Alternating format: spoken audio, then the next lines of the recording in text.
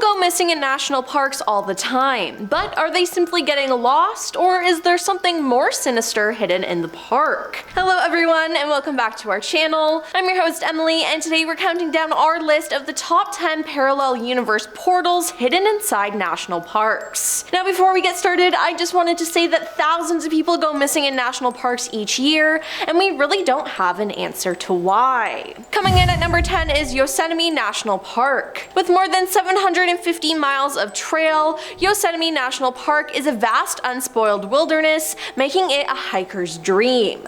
But if someone disappears, sending a search team is a nightmare. Now at the moment there are 13 people still missing there, the disappearances ranging from 1972 to 2021.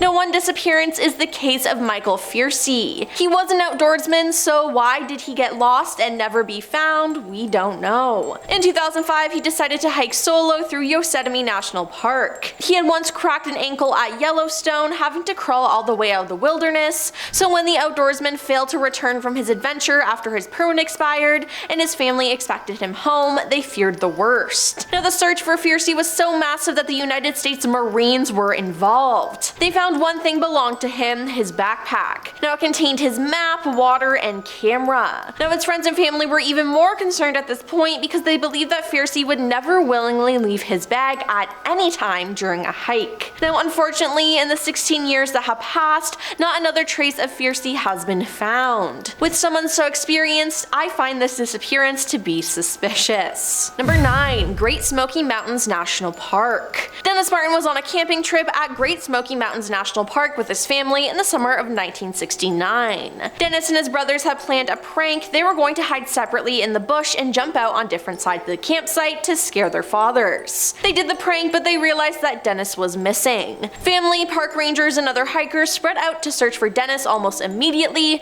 but he was nowhere to be found. That evening there was heavy rainfall, which is bad news when you're trying to track someone. The search for Dennis became the largest in National Park Service history. Dennis seemed to have disappeared completely, leaving no trace at all. Now people's disappearances at national parks have prompted people to question how a map of missing persons in the US lines up with America's largest cave systems. Are these people disappearing and being taken to these caves by cave people, animals, or some sort of creature? And are the caves portals to parallel universes?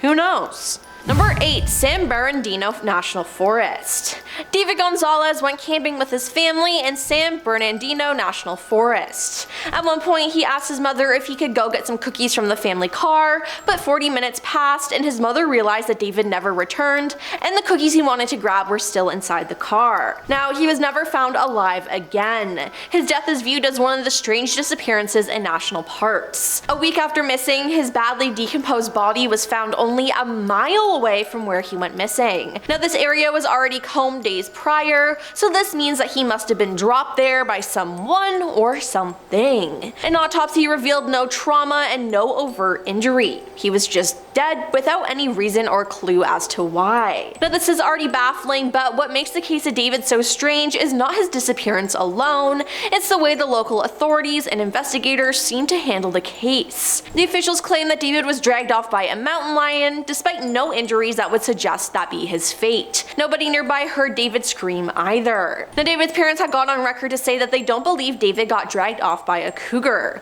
They believe that he was kidnapped and that he still may be alive somewhere and that the body wasn't his. Now, is this sounding exactly like Stranger Things to anyone else? Maybe he got sucked into the Upside Down with Will and is fighting against a Demogorgon. Number 7. Grand Canyon National Park.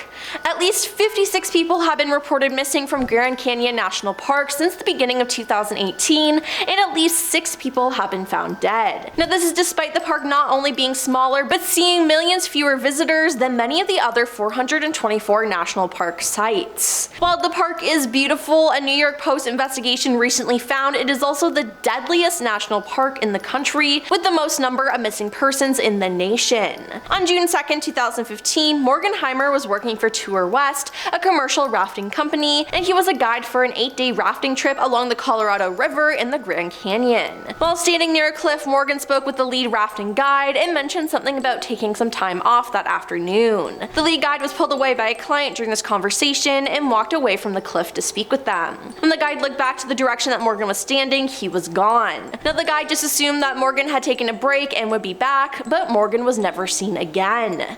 During the afternoon and into the evening, Morgan never showed up for the group's activities. A member of the group then reported Morgan missing that same day. Park rangers and search and rescue teams thoroughly searched the river and surrounding areas. The search lasted for 6 days before it was assumed that Morgan must have drowned. Now his body has never turned up, and there was no trace that he was still alive after June 2nd, 2015. Number 6. Chiricahua National Monument. On January 13th, 1980, Ranger Paul Fugate disappeared from what should have been a routine hike in Arizona's Chiricahua National Monument. Paul, who was last seen heading out to do a trail check around 2 p.m., told a coworker that they could start closing duties without him if he wasn't back by 4:30 p.m. He was then seen starting down the trailhead, and that was the last any person spoke to him or saw him. His girlfriend alerted authorities, who undertook a search for him. They first assumed that he had been a victim of an accident and was injured or stranded in the backcountry. However, as the investigation continued and no traces were found, suspicions began to arise. No trace of Paul has ever been found since that day in 1980. Now, to make things even more difficult, Chiricahua has 17 square miles of canyons, treacherous terrain, and wildlands. Now, the search and rescue teams found absolutely nothing related to the park ranger. Number 5. Nahanni National Park Reserve. Now, this is a strange case. Over the decades, many unfortunate travelers and explorers have gone missing, or they turned up dead and beheaded in the Nahanni Valley. Now, the number of decapitated bodies found within the Nahanni Valley have earned it the nickname Valley of Headless Men. In 1917, Martin Jorgensen's body was discovered decapitated next to the remains of his cabin as it was burned to the ground. It is suspected that he struck gold in the vicinity as he wrote of it back home before ending up beheaded. Then in 1931, another body was found. This time it was that of Phil Powers. His charred remains were discovered in ashes of what were his cabin. The RCMP were quick to attribute his death to a faulty stovepipe, but their explanation was repeatedly debunked by various sources. Now, many others simply disappeared without a trace in the remote wilderness of the valley. In 1928, one prospector named Angus Hall ventured ahead of his party and was never seen again. Another pair of prospectors, Joe Mulholland and Bill Ipper, disappeared in 1936. Now, for many years they were searched for but were never found. The only thing discovered was their cabin, burnt down to the ground. Why are so many people going missing in this specific area, and why are their cabins being burnt down? Number 4. Mount Charleston in Humboldt, Toiyabe National Forest. Larry Jeffrey disappeared near the peak of a 12,000-foot Mount Charleston in Humboldt, Toiyabe National Forest. Now, the search began immediately after the boy wandered away from his brothers, and within days the National Guard and a team of bloodhounds had joined the search. In a TV interview, David Paulies told reporter George Knapp that there were no predators afoot that day, and since the area they were in was pretty secluded, it's easy to rule out abduction by car. This boy just walked into oblivion, David said. Now, when Jeffrey disappeared, he was wearing light clothing, and authorities were doubtful that he could survive the cold temperatures at night. Now, searchers found and lost the trail a few times,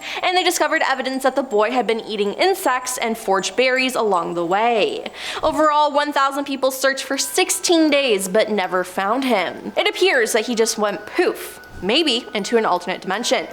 Perhaps. Number 3. Ozark National Park. In the 1940s, a girl named Catherine Van Alst went missing while camping at Ozark National Park with her family. She was barefoot and wearing only her swimsuit when she disappeared. Now, searches were conducted high and low for the missing girl, but it wasn't until 6 days later that she was found. Now, the catch: she was still barefoot, still in her swimsuit, and totally unharmed. She was alive. Now, she'd also traveled over 30 miles and climbed 600 feet without getting a scratch on her. her. She wasn't even scared.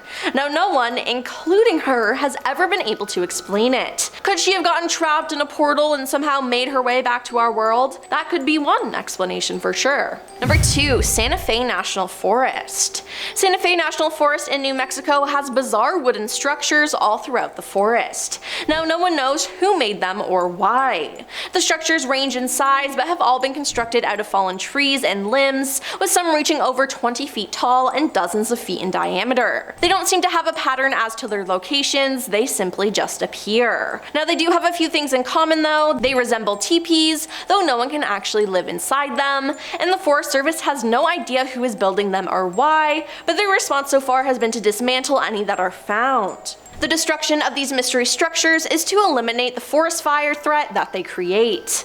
The Santa Fe National Park Service has issued a press release asking for any information about the mystery structures, and according to the release, these structures are prohibited under federal law and violators could face a fine up to $5,000 and possible imprisonment for 6 months. Now, does this have to do with the cult? Can these structures transport you to another dimension?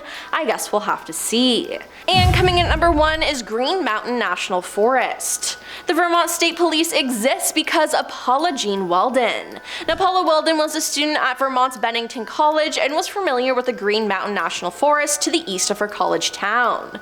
Now, according to Bennington Banner, Paula set off for the trail on December 1st, 1946, telling her roommate, "I'm off for a long walk," and she was wearing relatively light clothing. Now, she apparently hitchhiked to the trail with local Louis Knapp, who gave a ride to a young woman matching her description.